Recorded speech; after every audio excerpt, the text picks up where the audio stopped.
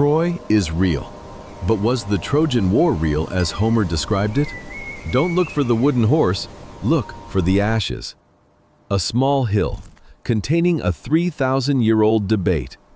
I arrive before sunrise when the air is sharp and the plain feels empty enough to hear your own thoughts. The wind coming off the Aegean sweeps across the ground like a quiet warning. Don't come here expecting a story to behave. Because this is just a mound. Earth, stone, grass. No gleaming citadel, no heroic silhouettes. If you didn't know the name, you'd pass it without a second look. But you do know the name, Troy. Homer turned Troy into the most famous war in Western literature. A queen taken, kings enraged, champions who fight like demigods, and a wooden horse that ends the siege in one unforgettable twist. It's so powerful that it trained generations to imagine war as fate, honor, and spectacle. Today, we take a different approach, not to debunk the legend and not to worship it, but to do something rarer, measure it against evidence. Because the ground doesn't remember speeches, the ground remembers layers, floors buried under floors, walls cut by later walls, ash trapped beneath collapsed stone. And this hill at Hisarlık in northwest Turkey holds a long sequence of settlement, so significant that UNESCO lists it as the archaeological site of Troy. So here is our question, simple, sharp, and dangerous. Was the Trojan War myth or history? Start with what archaeology has already settled. Troy existed. But immediately, the hill complicates that truth. Troy is not one city frozen in one moment. It is multiple cities, multiple Troys, built, destroyed, rebuilt, and reshaped over long periods. Britannica describes Troy at Hisarlık as a site with layered remains from different eras, a mound formed by successive settlements. This is why the Trojan War debate never dies. When someone asks, "Did Troy fall?" the Earth replies, "Which Troy do you mean?" If Homer's story preserves any historical memory at all, most scholars look toward the Late Bronze Age, a time of palace societies, international trade, elite warfare, and fragile political balances. In that world, a city could thrive for generations and still be erased in a single season of disaster. But to find a Trojan War in the ground, we need suspects, and archaeology gives us two. Among the layers at Hisarlık, two late Bronze Age phases dominate the conversation.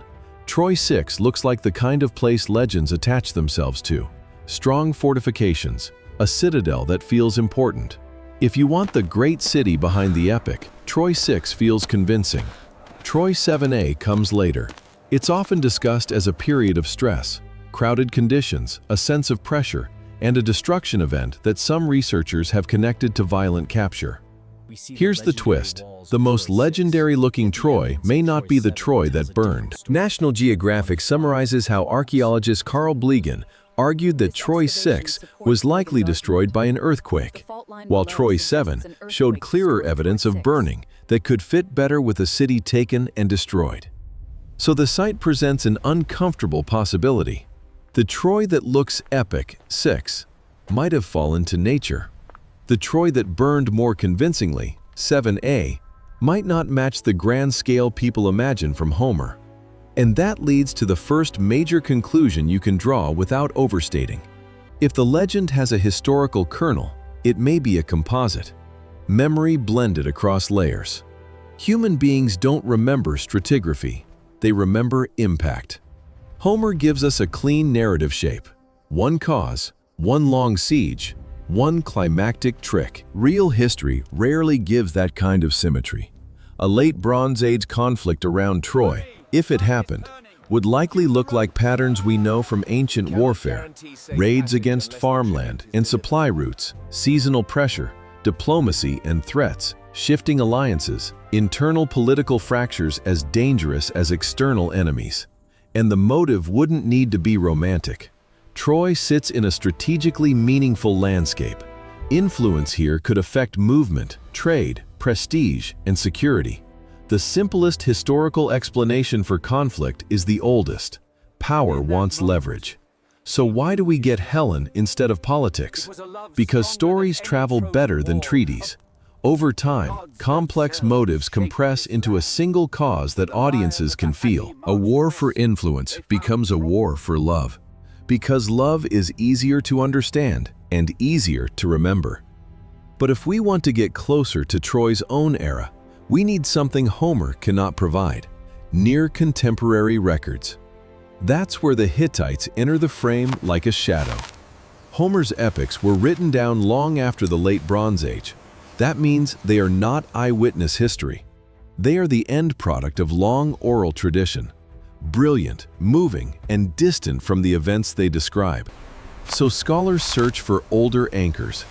In Hittite texts, documents from a major Anatolian empire, we find references to Wilusa and to a foreign power often called Ahhiyawa, which many scholars connect to Troy and the Mycenaean Greek world. An Oxford University Press discussion notes it is likely Wilusa refers to Troy and Ahhiyawa to the Mycenaeans, and it outlines political tensions and possible conflicts in Western Anatolia that could form a real historical backdrop for later legend. This does not prove Homer's plot, but it matters because it does something the poem cannot do. It places Troy's neighborhood inside real geopolitics. It suggests a place in this region appears in imperial diplomacy. Western Anatolia experiences disputes and power struggles. The Mycenaean sphere may be involved in some way. That is not a 10-year siege with gods on the battlefield, but it is exactly the kind of historical reality from which a legend can grow. Now we draw the line between evidence and imagination. Archaeology can show burning layers, collapsed walls, rebuilding, abandonment, and stress signals, changes in settlement patterns, rough windows of time. It usually cannot show the names of attackers, the precise motives, whether one coalition did it or many, how long pressure lasted, whether heroes dueled to decide morale. Interpretations change as methods improve. Smithsonian highlights how Troy has been repeatedly reread as archaeology advanced, turning the site into a long debate rather than a solved riddle. So the honest historian's answer is not yes or no. It's a tiered conclusion. Troy is real.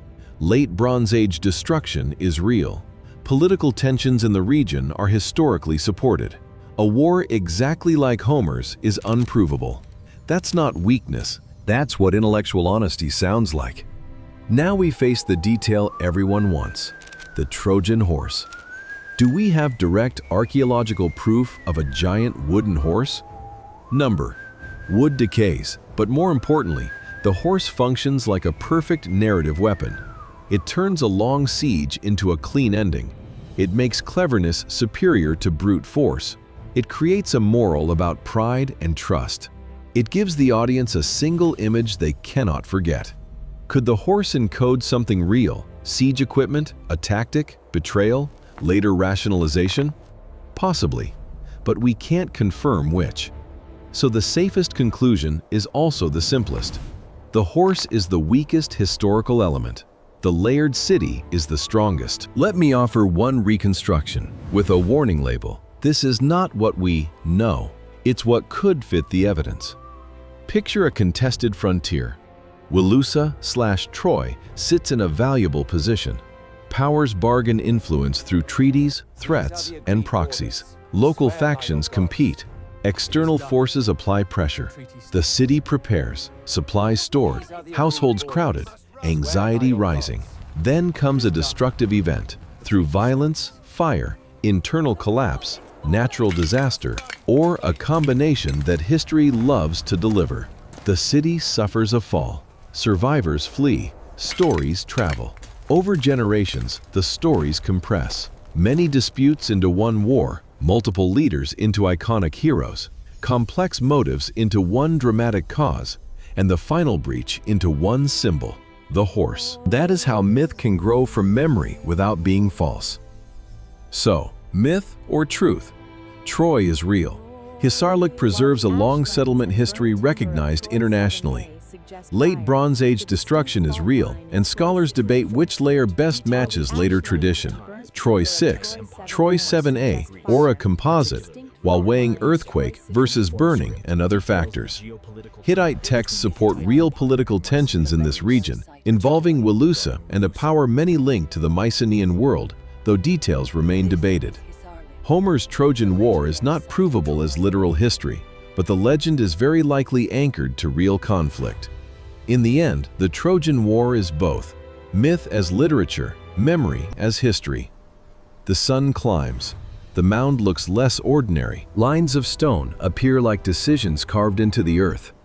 The wind keeps moving across the plain, as if it has never stopped repeating the same truth. Not everything that happened became a poem. But some poems grew from something that happened. Homer gave Troy immortality. Archaeology gives it weight. And between immortality and weight is where the past becomes honest. Not certainty, but layered evidence. Enough to keep Troy alive, not as a fairy tale, but as a real place where human ambition once met disaster.